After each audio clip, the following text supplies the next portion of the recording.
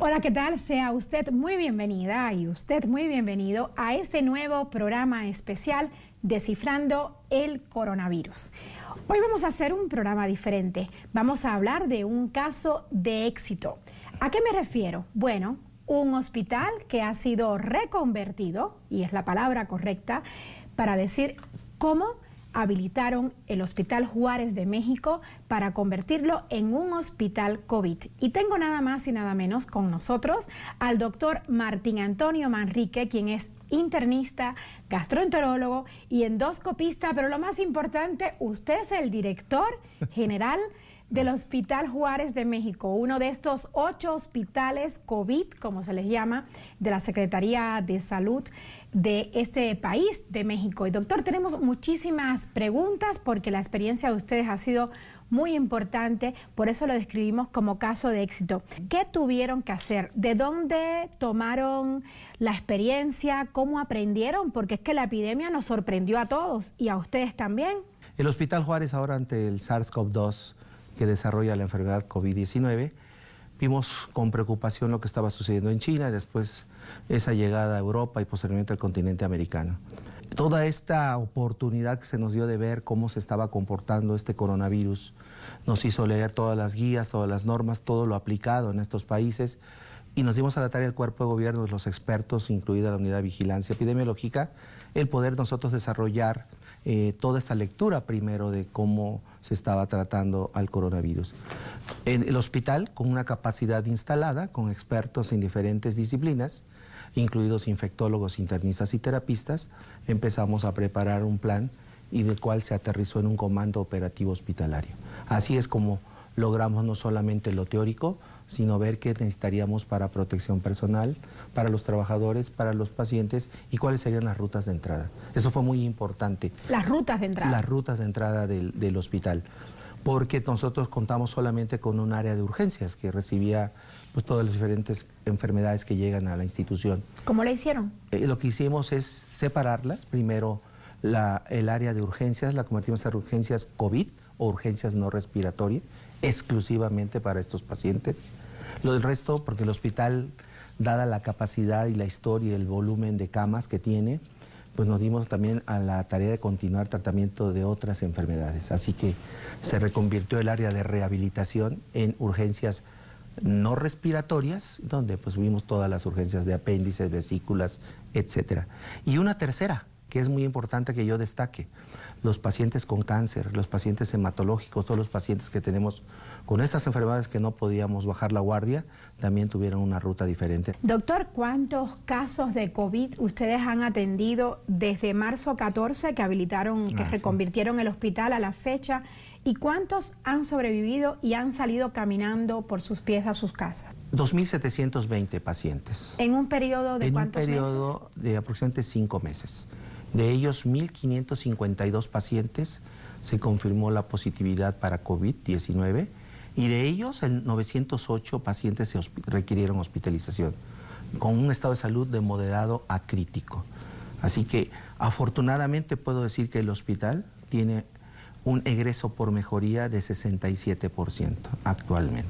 ¿Qué retos enfrentaron al inicio de la contingencia, de la pandemia, justamente para atender a los pacientes que llegaban infectados? Bueno, lo primero fue el temor, el miedo. El miedo. El personal definitivamente, pues ante algo desconocido, creo que todos, natural del ser humano, claro.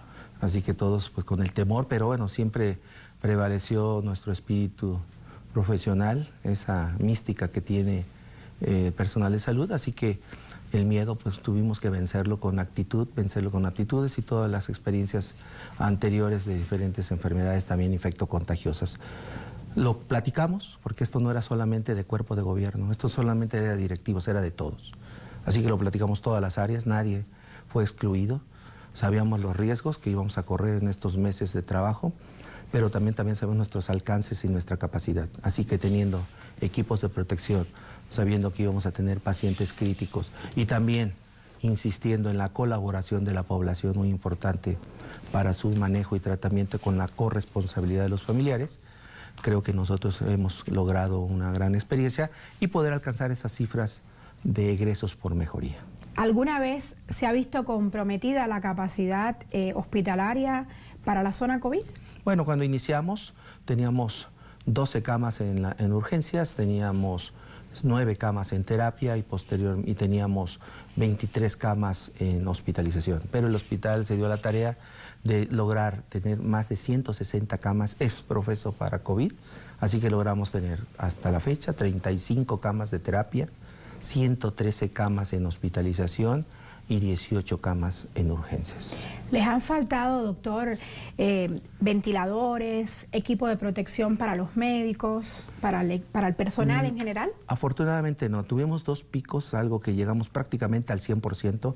Nunca nos desbordamos, nunca rechazamos un paciente porque no tuviéramos ni cama ni ventilador.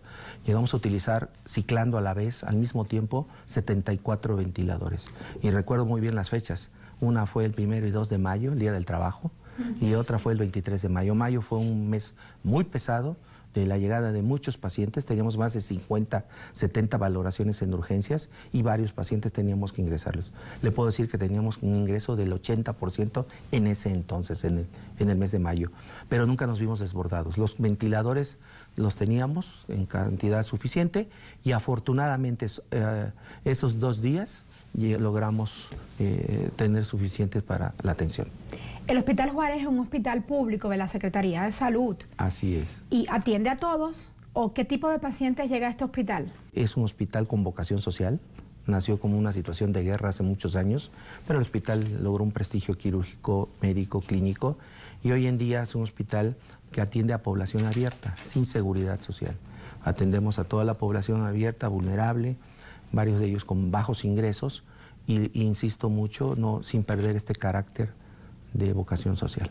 Las personas que creen que tienen COVID mandan mensaje o llaman al número de Locatel y luego les indican a qué hospitales tienen que ir o llegan directamente a su hospital.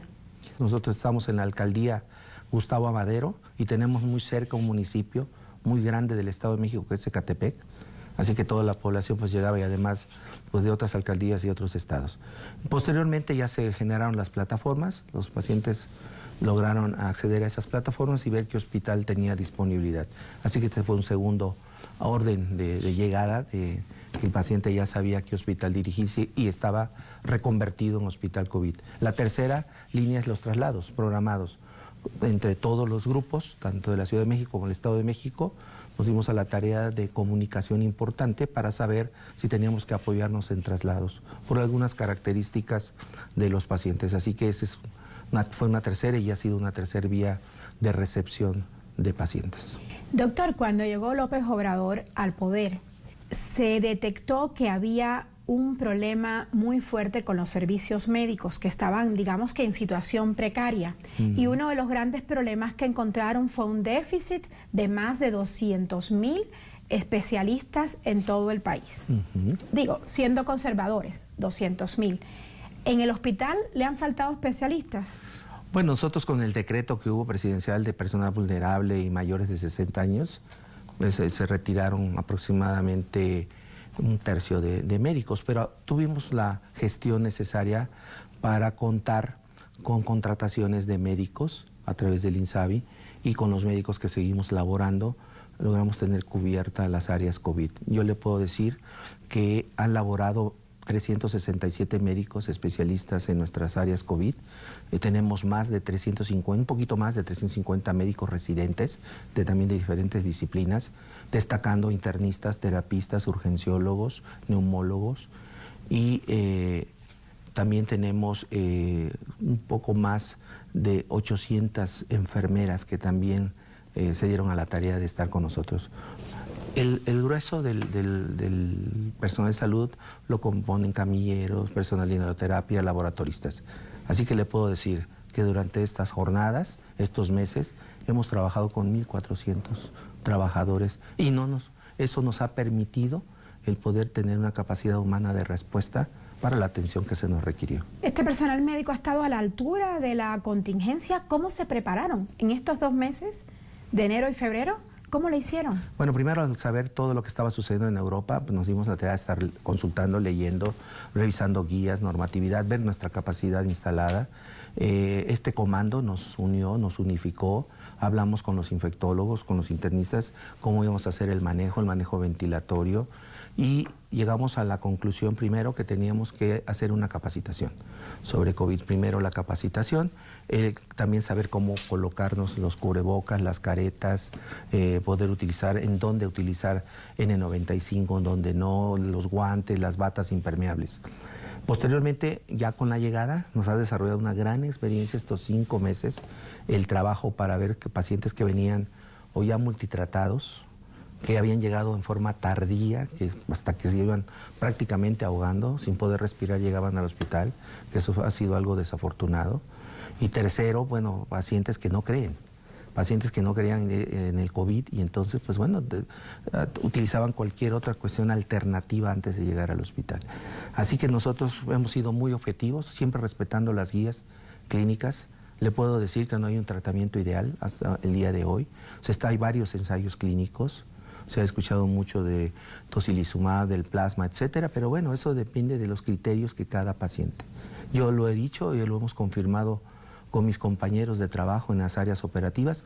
Cada paciente se tiene que particularizar y el paciente puede traer comorbilidades o no, diabético, hipertenso, obeso, etcétera, o estar en un tratamiento de cáncer, o el paciente, o llegar sin ningún manejo previo, y dentro de los primeros 5 días para ver nosotros la posibilidad de iniciar un tratamiento de rescate, o ver un paciente que está multitratado, que incluso se ha inyectado 1000 cosas y pues nos llega también ya modificado el cuadro y más severo.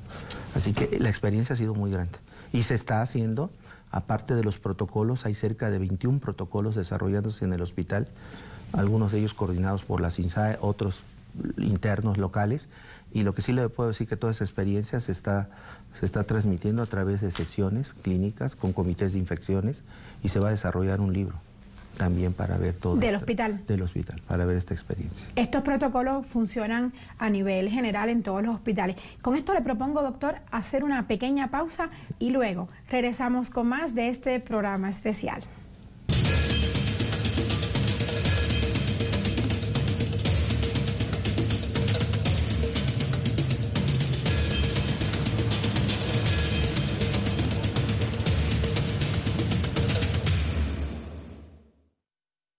Gracias por continuar con nosotros en este programa especial sobre el coronavirus. Les decía que hoy teníamos a un invitado muy especial, es el doctor Martín Antonio Manrique, quien es internista, gastroenterólogo y endoscopista. Pero lo más importante, es el director general del Hospital Juárez de México. Doctor, usted nos hablaba, antes de irnos a la pausa, del estado grave de salud en que llegan muchos pacientes al hospital con COVID. ¿En qué influye que muchos pacientes tengan comorbilidades? ¿Cuál es el panorama en México de esto? Una triste realidad. Un 70% de prevalencia de obesidad, más de 110,000 muertes por complicaciones de diabetes, más de 34 millones de hipertensos en el país. Esto, sumando otras patologías que comprometen la inmunidad de los pacientes, obviamente hace que sean presa fácil del coronavirus. Así que estamos sobre ese panorama, ese es el escenario. Las comorbilidades en esta pandemia han hecho que la situación de rescate y de lograr la mejoría sea difícil. Ese es un factor muy importante. Otro factor es también la corresponsabilidad con las personas, con los pacientes. ¿Qué significa esto? La corresponsabilidad es que deben de tener de llevar y acatar todas las indicaciones que se han dado por el gobierno, de la sana distancia, respetar las medidas higiénicas, el poder tener nosotros una detección temprana de síntomas y poder acudir a una institución. No deben de llegar ahogándose a los hospitales, porque entonces el poder nosotros tener éxito es mucho menos. De ahí mi pregunta, ¿cuándo una persona debe ir al hospital? Si llegamos en forma tardía y además multitratados, en ocasiones que se han tomado varios medicamentos sin una razón científica, pues esto viene y agrava más el caso. Por ejemplo, les colocamos el oxímetro y vemos saturaciones abajo de 50, 70, es dramático. Entonces prácticamente llegan a ser intubados estos pacientes. Así que esto es un mensaje que yo quiero dejar. La corresponsabilidad. Las instituciones estamos listas y preparadas para poder atender a los pacientes, pero conforme nos lleguen más avanzados, el porcentaje de éxito es menor. ¿Cuál es el tratamiento que ustedes ocupan para evitar que el paciente llegue a ser entubado? Bueno, nosotros tenemos primero que clasificar al paciente, se particulariza cada uno de ellos, hay varias escalas, SOFA, NIUS, para ver si se requiere o no la intubación y si el manejo puede ser con puntas de alto flujo de oxígeno o pues simplemente puntas nasales. Entonces cada caso se particulariza. No hay un tratamiento ideal, específico o con una receta de cocina, no existe para todos los pacientes. Así que hay que ver cuáles son las condiciones como vienen, además de sus comorbilidades. La saturación de oxígeno, si tiene una fiebre mayor de 39 grados, etcétera. Así que se inicia el manejo y el manejo es integral. La movilización de los pacientes, el cuidado de enfermería, el cuidado y el manejo por personal de inhaloterapia, el manejo médico, la hidratación, la nutrición, porque son pacientes que van a durar varios días en el hospital. Entonces, cuidar su nutrición también es muy importante. Así que son muchos factores que cuentan para yo ir viendo paciente por paciente cómo debe ser su ruta de tratamiento. Hay una pregunta que siempre nos hacen en las redes sociales y es, ¿la intubación es sinónimo de muerte? No, definitivamente no. Creo que es una oportunidad. Si es un paciente adecuadamente valorado, debe ser intubado. Un paciente que tiene incluso la capacidad de poderlo rescatar, la intubación no es sinónimo de muerte. Así incluso esto le comentaba a los pacientes que hemos tenido en terapia. Y más del 50, un poco más del 50% han salido de esa ventilación asistida con un tubo orotraqueal. Algunos por los días que se prolongan con la intubación orotraqueal, pues hay necesidad de hacerle una traqueostomía, hacerle otro abordaje para poder mantener a los pacientes ventilados. Pero no es sinónimo de muerte la intubación. Doctor, no hay una vacuna, no hay un tratamiento aprobado, pero ¿cómo ustedes le hacen para salvar a los pacientes? Bueno, primero es el manejo integral del paciente. Digo, hay que mantener su hidratación, ver cómo vienen sus signos vitales, si hay algo que estabilizar. Se pueden utilizar desde esteroides. Se ha hablado incluso de la dexametasona en los últimos días. Se tiene que hablar también de mantener sedados a los pacientes si tenemos que tenerlo intubado. Antivirales, bueno, depende de los protocolos que se manejen. Hay antivirales que hay en ciertos hospitales, el manejo de remdesivir, de favipiravir, pero los antimicrobianos también a veces coexisten infecciones bacterianas con los pacientes que vienen afectados por el virus. Y si se detectan, y más si hay un crecimiento en un cultivo, ese paciente debe ser tratado también con antimicrobianos. Así que el espectro es amplio, pero no hay que abusar también de los antimicrobianos, de los medicamentos, sino a cada paciente, insisto, es muy importante ver qué es lo que va requiriendo en su estancia hospitalaria. ¿Qué protocolo ustedes usan para lograr la rehabilitación del paciente? Hemos conocido que ustedes no solo han logrado salvar muchas vidas, sino también que le dan un tratamiento bastante humanizante durante la estancia del paciente COVID en el hospital, sobre todo en el área de hospitalización. Bueno, también los pacientes están solos. Además, digo, pacientes que no son intubados, que los pacientes llegan y pues hay restricciones para entrada, no pueden estar familiares con ellos, además del manejo médico, además del manejo de hacer algunos ejercicios de movilización para impedir que se escaren, que hagan úlceras de presión, hay que estar movilizando a los pacientes, hay que estar aseándolos, hay que estar haciendo fisioterapia respiratoria. Bueno, además de eso, hay un equipo de salud mental que nos ha estado ayudando en el hospital, psicólogos y especialistas en musicoterapia, etcétera, que hacen para que los pacientes no se sean solos. Hacen varias técnicas que ellos han desarrollado para poder alentar, porque el paciente también debe ayudarnos. Entre mejor sea su actitud, ese paciente nos va a ayudar también para los tratamientos. Así que yo agradezco mucho esa labor que está haciendo Salud Mental en nuestro hospital para poder, no solamente a los pacientes, también el trabajo con familiares y el trabajo con el personal. Así que esto es muy importante el trabajo con los familiares. Un conjunto de elementos que vienen a sumar para que tengamos historias de éxito con todos los pacientes. Nosotros tenemos un piso donde están más graves, el segundo piso. Luego cuando nosotros los trasladamos al tercer piso, que utilizamos una ala, el ala norte, como un sector de convalecientes. Cuando llegaban ya los pacientes sabían, ya estoy a punto de salir. Entonces tenemos que estar sin bajar la guardia en el sector que sea. Es más, si el paciente está consciente y se está dando cuenta día y noche de lo que estamos haciendo con él, este apoyo fundamental. Y otra cosa que también se ha dado en otras instituciones, las videollamadas con los familiares, el poder estar dando el informe también a los familiares y que se entere el paciente que su familiar está informado. Todo eso nos ayuda. Nos interesa mucho saber cómo ustedes han protegido a su personal médico. Sabemos que a veces el personal médico de cuidados intensivos, por ejemplo, puede hasta doblar el turno y además son jornadas extenuantes con todas estas protecciones que tienen que ponerse y sin parar. Bueno, una de las formas que pudimos vencer el temor todos, primero fue capacitándonos, comunicándonos, sabiendo los riesgos, porque tampoco íbamos a esconder o ocultar riesgos. Claro. Así que una de las cosas importantes es comunicándonos, capacitándonos al inicio y posteriormente ver con qué elementos de protección tenemos. El mismo Comando Operativo Hospitalario se ha dado la tarea todos los días de estar vigilando que el equipo sea realmente eficiente.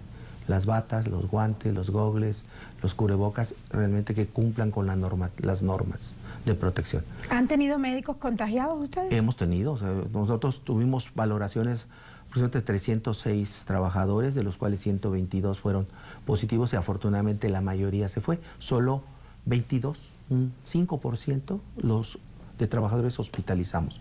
Y de ese 5% que hospitalizamos, solo 2 compañeros fallecieron. Así que pues, la mayoría ha tenido historias y resoluciones de éxito, pero esto no implica que bajemos la guardia en los equipos de protección. Porque no solamente se pueden contagiar dentro de los hospitales. Las personas se pueden contagiar en sus trayectos a casa, se pueden contagiar si están en otros trabajos, porque no solamente laboran en los hospitales, muchos de sus compañeros laboran en otros sitios. Así que también la recomendación no es solo al interior, es al exterior. Guardar la sana distancia y todas las medidas no solamente son dentro del hospital.